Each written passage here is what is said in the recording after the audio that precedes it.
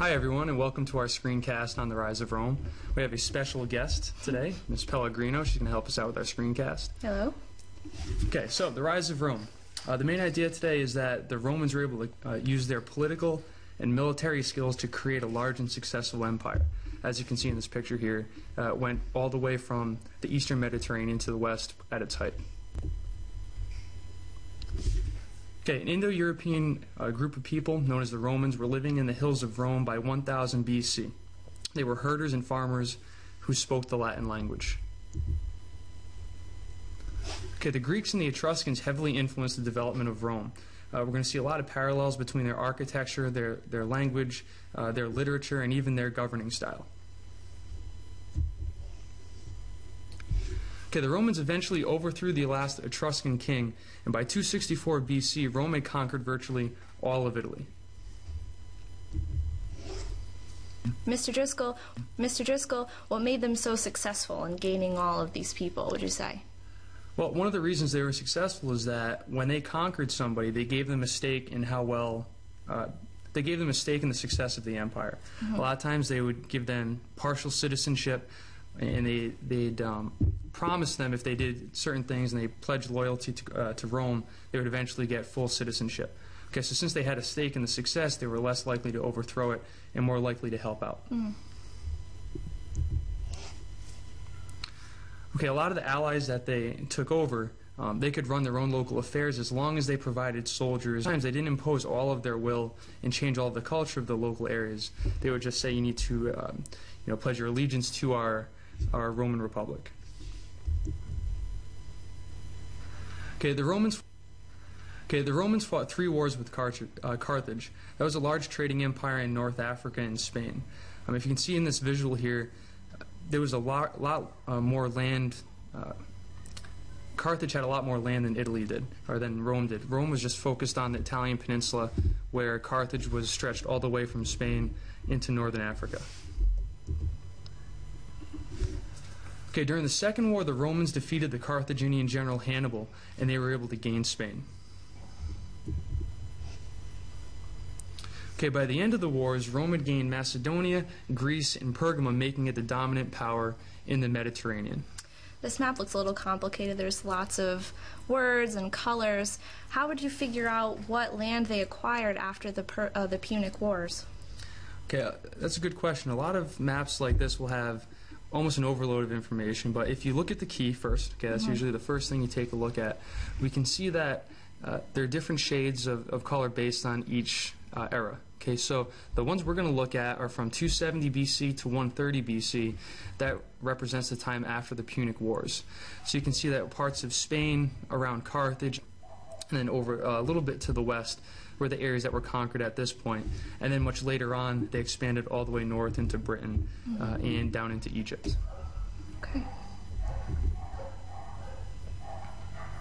In 509 BC, the Romans established a republic. Okay, the patricians and plebeians made up Roman society. Men in both groups were citizens and could vote. However, only patricians, the wealthy landowners, could be elected to public office. This seems like a struggle for civil rights. Would you say that this struggle still occurs today? It does, very much so. If you look back, not too long in our own history, people are still struggling for voting rights, such as this. Okay, the patricians and the plebeians were always fighting over who could vote, who could rule, who had power in this political system. And a lot of countries today still don't have complete voting rights for all parts of their population.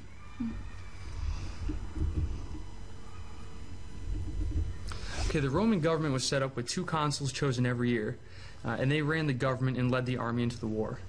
Okay, so you can think of them as the foreign policy or the bigger issues. Okay, on the other hand, a praetor was in charge of civil law, or issues between Roman citizens within the empire. The Centuriate Assembly elected chief officials and passed laws as well at the local level. Okay, the Council of Plebes was also given some power. Again, those were the people on the lower end of the power spectrum. While the Roman Senate was made up of 300 patricians, they were the most powerful at the time, and they were elected for life, and they advised government officials at all levels. How does this compare to the American checks and balances that we learned about last year in civics? Okay, well, in our American system, which studied this heavily before the founders created it, they wanted to separate out power between, for instance, the different branches of government, the different levels of government. Much like this was set up, where you had all different groups at the national and local level with civil law, with war, with different segments of society. And the reason they did this was to keep one group from getting too powerful. Okay, just like in the United States, no one group has full control over the government, whether it be political parties or branches of the government. Okay, in 45 BC, Julius Caesar was made dictator. And after he defeated Pompey, he was assassinated in 44 BC. He was actually only dictator for 1 year. What was the importance of Julius Caesar becoming a dictator? Okay, well, before he became dictator, Rome had fallen into civil war, and for the most part, the Republic was over. Okay, the empire got too large, and it couldn't administer or control all that territory. So, another change was that the people in the army didn't pledge loyalty to Rome as much anymore. They pledged allegiance to their own army commander, and in this case, it was Caesar. It also marked the period of what's called the Good Emperors. Okay, and we'll get to that in a second.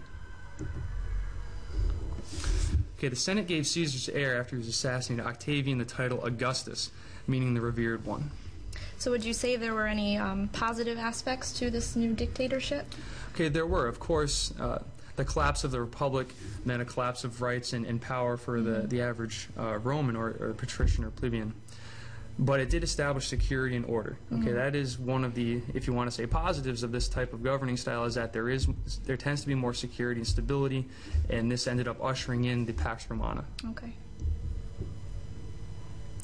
Okay, the Senate also gave Augustus the title of Imperator, making him the first emperor of the Roman Empire.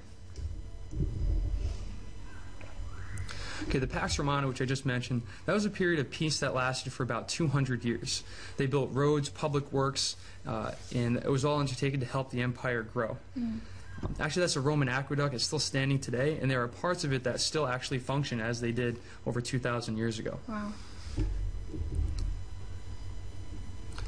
Okay, at its height, the Roman Empire is one of the greatest states the world has ever seen. By state, meaning centralized form of government, where they have much prosperity, peace, and high levels of trade.